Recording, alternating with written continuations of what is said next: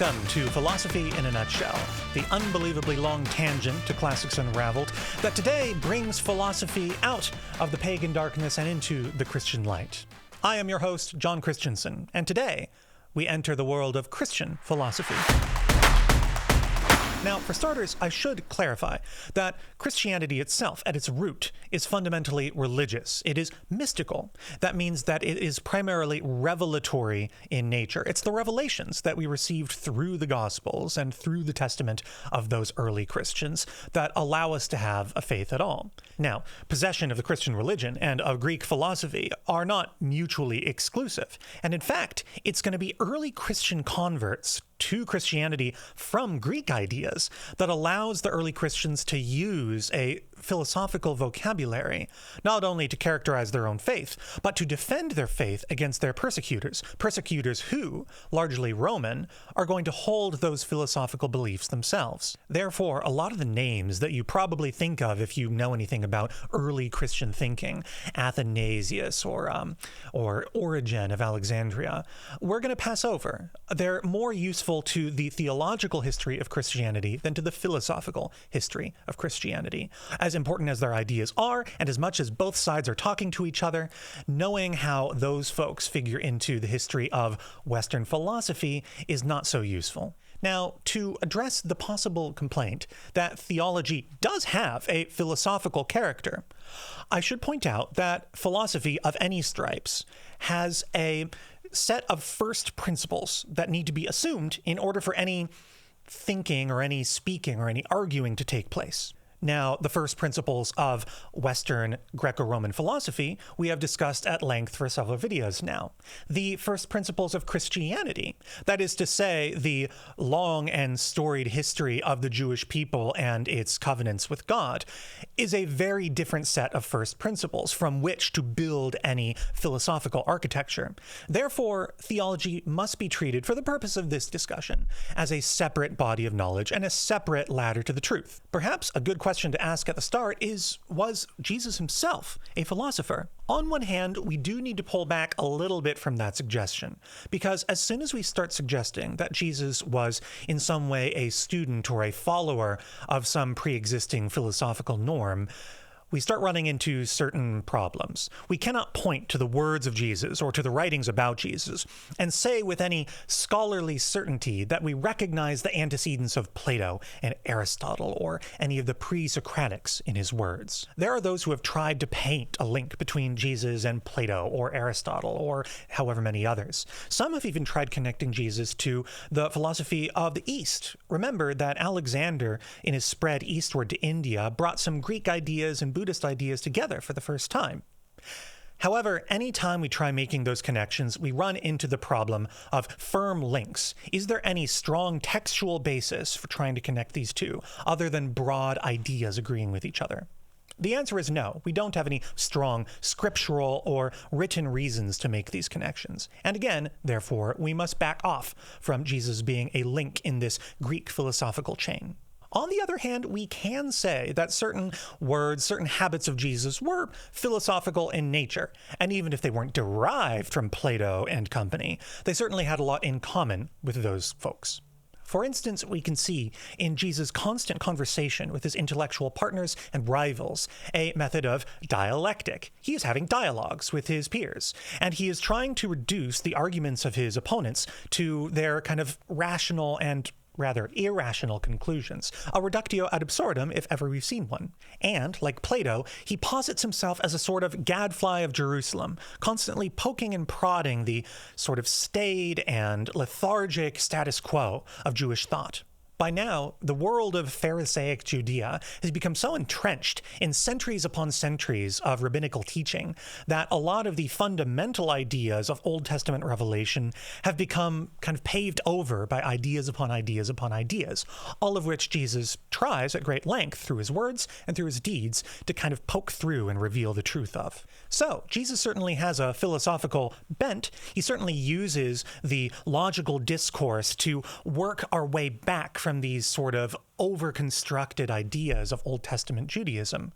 However, the content of what he has to offer in its place is fundamentally revelatory. He is not giving us the next link in a chain of logical thought. What he's going to say is fundamentally unprecedented. So, after Christ is born, has died, has risen again, what comes next? What's the next step for Christian philosophy? Well, we're going to have to wait a century or so before philosophy proper really enters the stage. Remember, in this first century, Christians are largely talking to themselves. They want to talk about theology, and so it's a theological vocabulary that they're going to be using. It is only once the Christian community becomes too large to escape the notice of Rome that it must start using the philosophical vocabulary to begin defending itself in the eyes of the public. Now, they've been doing this for a long time, on the small scale.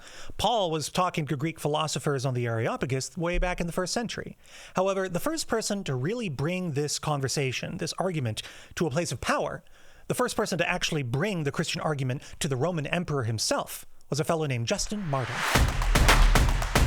Justin was a Greek from Judea, born around 100 AD, who had converted from Stoic philosophy to the Christian faith. And because he was a Stoic in the early 2nd century, he was uniquely well equipped to send a message directly to the Emperor Marcus Aurelius, the most famous Roman Stoic we have. In this first apology, which is one of 2 apologies Justin sends to the Roman government, he argues the position of the Christian community as if they are the defendants in a trial, using the sort of format or formula typical of a Roman court case. Many superstitions and rumors have arisen in the Roman world about what Christians do, about the strange practices of the Christian community, and Justin takes pains to explain very candidly what the Christians were up to behind closed doors. He shows that the kind of communal living and the sharing of meals and the almsgiving of the early Christians were not only quite mundane from a Roman perspective, but in fact in full compliance and even honoring the Roman mores that everybody else was following. Therefore, says Justin, the Roman accusation of impiety was not to be found among the Christian sect. As for those Christians who have actually committed crimes, Justin pleads with the emperor to treat evildoers who are Christian as evildoers because of what they do, not as evildoers because of what they believe. By now, I hope there's a certain Platonic ringing in your ears. Once again, we have a man standing trial who has been charged with impiety against the divine and impiety against the state. Someone who argues that his beliefs and his behaviors not only are not impious, but speak to a greater and more pure piety than that of his accusers. This is Plato's Apology Part 2. He is inviting the reader to consider how Christian living is in fact a superior fulfillment not only to the Roman mores, but to Stoic thinking than the previous 2 centuries of thought have given them before. This is a perfectly tailored argument to the brain of Marcus Aurelius, and it is in speaking to this distinctly Stoic intellect that Justin makes some surprising concessions that nevertheless are going to be foundational to all interaction between the philosophical and the theological world from now on. The first of these is the conflation of the Greco-Roman and the Christian logos. Remember, that word logos has a very strong use, a very strong purpose in each of these 2 viewpoints. In the former, logos is the governing order, the ordering principle that makes the universe have any intelligibility or comprehensibility to observing persons. On the other hand, we have the Christian logos of God, God himself, and the pronouncement and actuation of God's will through verbal command of his creation. Justin Martyr sees a pleasing harmony in the 2 of these. By enunciating his will upon creation, God is imposing that principle of order that the pre-Socratics were seeking in their universe. Whereas Aristotle sees logos as an approach to truth itself by means of one's reason, Justin sees logos as an approach of God, by approaching God by means of one's intellectual assent to his reality. Justin even has a place for the Stoic concept of logos, that all-permeating willpower, that universal will, that is the only means by which an otherwise mechanistic universe is capable of any change. As leery as we might have been when the Stoics first told us that the will was singular and all of us merely had imperfect participations in a single universal will, that becomes a lot less scary when we equate that will with the will of God. Because Christians are meant to draw towards God. We are meant to possess some fraction of that godliness. If we possess that godliness, we possess that godly will. That means to have free will is merely to possess that fragment of godly nature. That is foundational Stoic thinking and basic Christian theology, finding a really nice harmony, and all we needed was a small nudge by Justin to bring it there. Beyond finding the valid philosophical terms by which to talk about the Christian logos, he also finds a way to use Christian ethos in defense of his fellow Christians. Remember, if logos is Aristotle's means of approaching the truth by reason, then ethos is approaching the truth by means of example, by using one's example of virtue as a testament to the truth. In his second apology, Justin uses the examples of individual Christians whose persecution at the hands of pagan accusers often shows a sort of reversal of virtue, where the accuser, the one who is impugning the Christian of his crimes, is in fact the more guilty party. He cites a woman who converted to Christianity while her husband remained a pagan and continued in his debaucherous ways. She endures this marriage for many years with patience and forbearance until she decides at length that they must part ways. At this point, the pagan husband accuses her in a public court of all the same debaucheries, of all the same vices that he himself was guilty of.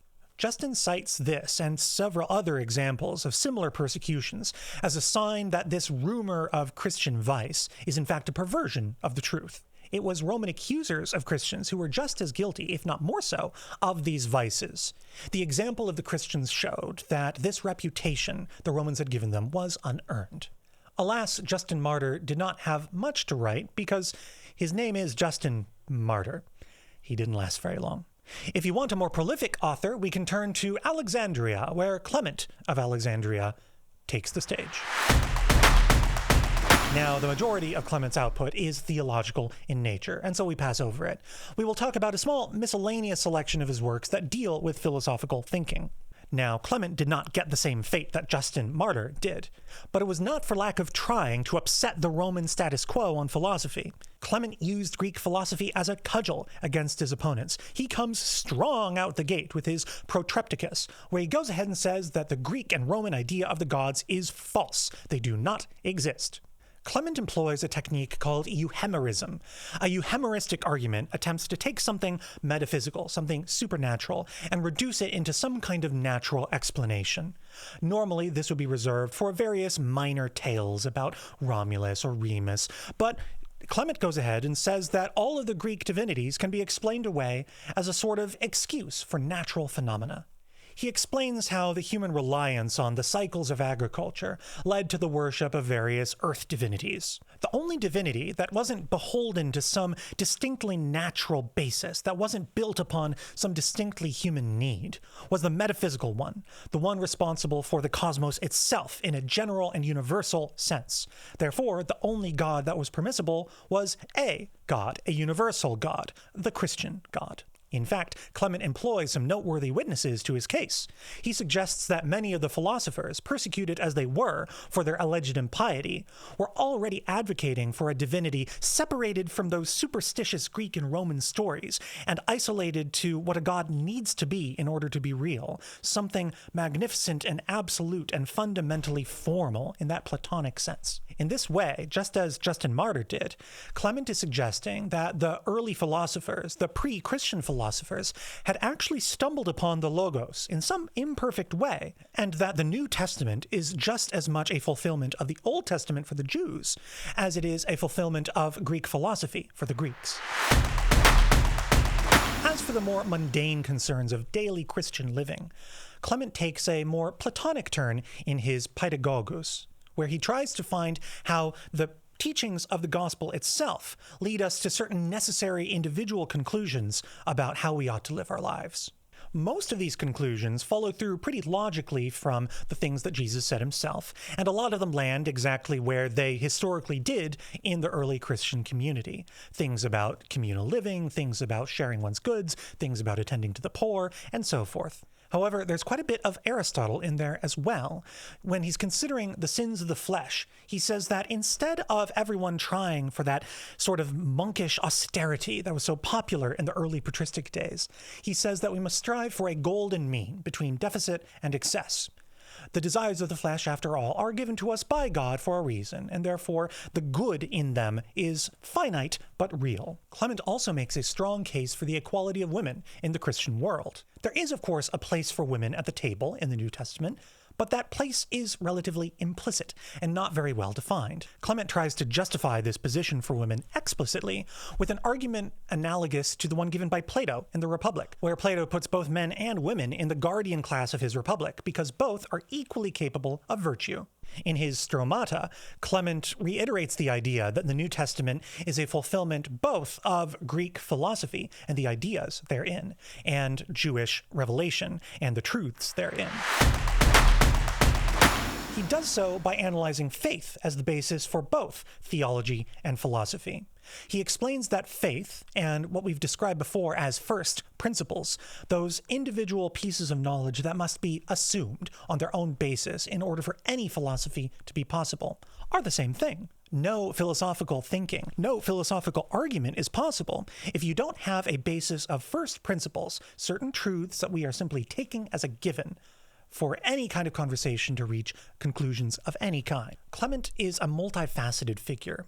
When he's arguing against the validity of the Roman gods, he does so by explaining how these supernatural suppositions are actually just mistaken natural things, natural phenomena.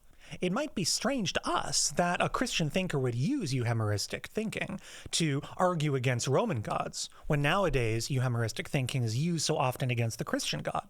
Nevertheless, Clement is very willing and very capable of using this rational, logical thinking to try and argue against his pagan detractors. On the other hand, the place of faith in Clement's thinking is absolute.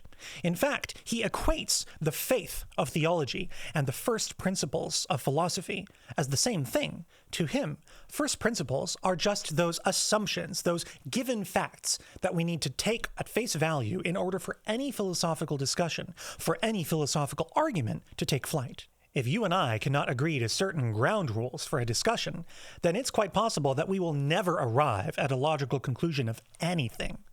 In other words, some faith, some supposition that something unproven is true, is necessary for any kind of discussion. If you and I are going to try and determine something about major cosmic truths, we cannot spend our time arguing about the ground beneath our feet. We need to have something we can agree upon, and that, in a word, is faith. Christian philosophy will proceed along a more or less similar course for the next few centuries, until the Roman world, and by extension Christendom, has found itself in a pretty significant crisis. Rome is at its nadir, and onto the stage comes Augustine of Hippo. Like his predecessors, Augustine was a convert from philosophy, from Neoplatonism precisely, and if you know anything about his confessions, it took him a little bit of time and a little bit of effort to make his way from point A to point B. In fact, his confessions give us a pretty good view into what the world of philosophy looked like at the end of the 4th century, where pagan philosophy, while still existent, had definitely fallen back a bit, and Christian philosophy had made its way to the fore. At this point, the Roman Empire was only officially Christian for about a few decades, and so the permanent Christianity, the solidity of that part of their identity, was still in question. The idea that so soon after its conversion, the city of Rome itself could be sacked by invaders was apocalyptically damaging to the Roman psyche. There was a legitimate chance that Rome could have reconverted at this point to paganism as an apology to the gods they had forsaken. Augustine's City of God provides a comprehensive defense of the faith in the midst of these unfortunate circumstances. He says that the Christian Roman is a citizen of two cities, the city of man and the city of God. And whatever may befall the city of man, the city of God shall remain stable and eternal. And it is ultimately to this citizenship that we should strive much more than this citizenship. Not only does he deny that we should make any causal link between a denial of the Roman gods and the fall of the Roman city, but he tries to explain how the discrete features of the Christian faith better suit the Roman world and the Roman person to dealing with these eventualities, these crises, in a way that Roman paganism never could and never will. The theological basis for this idea is fairly obvious. We aspire to a kingdom that is not of this earth. Philosophically speaking, however, we once again turn to Plato here. We should see in the city of man an imperfect and partial reflection of what is perfect and total in the universal city, in the city of God. And indeed, we should hope to find and to model as much of that perfect formal city as we can in our individual particular city.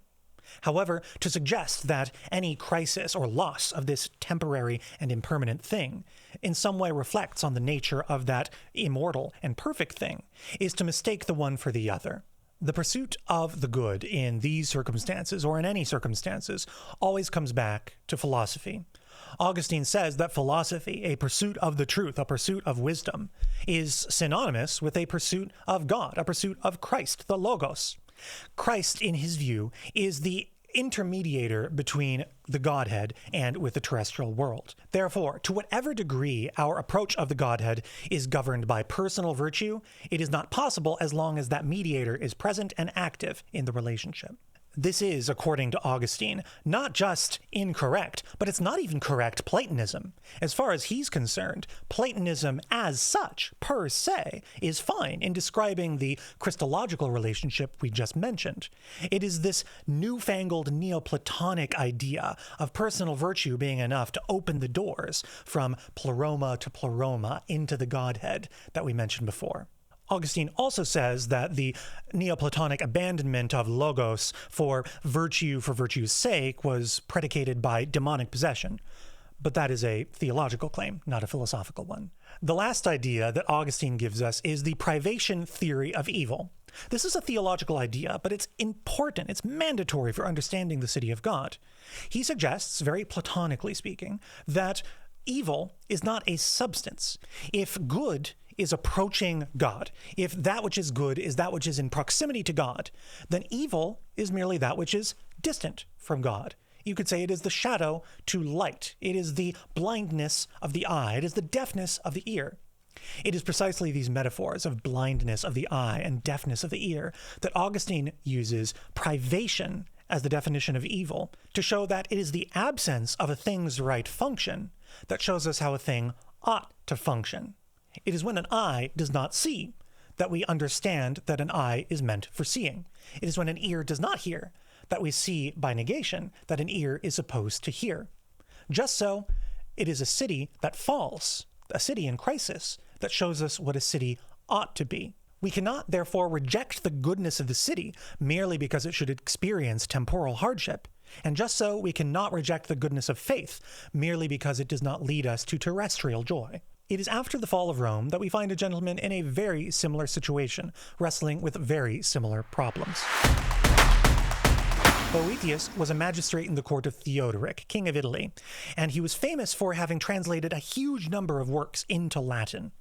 It is many of these works that were our only link to these texts for centuries and centuries, without which they would be lost to time. His most famous work, however, was written in his final days when he had been accused of a crime and put in jail, sentenced to death.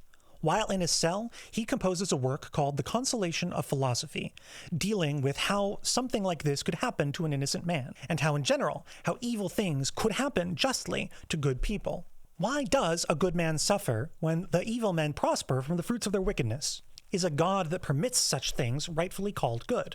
This ancient question, which has been asked by the likes of Epicurus, who uses it to deny the possibility of the divine, finds in Boethius its first and strongest defense. In his dialogue with the fictional Lady Philosophy, he distinguishes between corruptible and incorruptible goods. A giver of gold loses what he gives, whereas a giver of words loses nothing.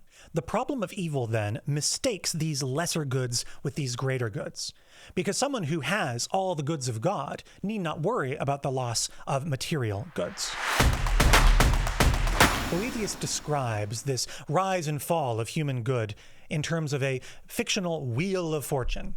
Any gain of earthly good is no proof of God's goodness, any more than a deprivation of those goods is proof against it, so long as those goods are the gift of pure fortune. Lady Philosophy offers the image of the Roman goddess Fortuna, whose wheel constantly turns with one side rising and another side falling. Does the insatiable desire of men bind us to a constancy alien to our ways? This is our power. This is the game we always play. We turn our wheel on its flying course. We delight in changing the low to high and the high to low. Every good we have, even our own existence, is ours by chance and not by right. Therefore, to lose it doesn't mean that we've lost anything at all. Therefore, everything we have is given to us, and anything taken from us was not ours from the start. So, rise up if you wish, but on this condition, don't consider yourself injured when you descend, as the rules of my game demand. Boethius turns at last from his own situation to the seemingly unjust situation of the world entire. As a Christian, Boethius believes that all good men shall be exalted, and all evil men shall be damned. However, as a Platonist, he also believes that everything in the world should be described in terms of cause and effect. How can one's salvation or damnation be considered just, then, if one's good and one's bad, one's virtues and vices, are the product not of one's own will, but a product of mechanical, deterministic processes? Boethius says that chance does not exist, and that nothing exists without cause. What we call chance, Boethius says, is merely two different causes coming together in unexpected ways. The grace of God alone is the only interruption of an otherwise clockwork universe. It is by God directly interacting in our lives that we are capable of doing anything but following the path laid before us by our past. Did you hear that thing I said about Boethius writing down a lot of these texts in Latin and preserving them for later generations? Well, we're about to reach that part of history where the preservation of old texts becomes a rather critical thing. We're about to embark on the medieval period of Western philosophy, where its preservation in the West and in the East brings it roaring back to life with a clash of civilizations. As always, if you have not subscribed yet, you should do so. Do it now. And if you have not dropped a like in the like jar, we'd like that too. As for me, I am John Christensen. Fare thee well.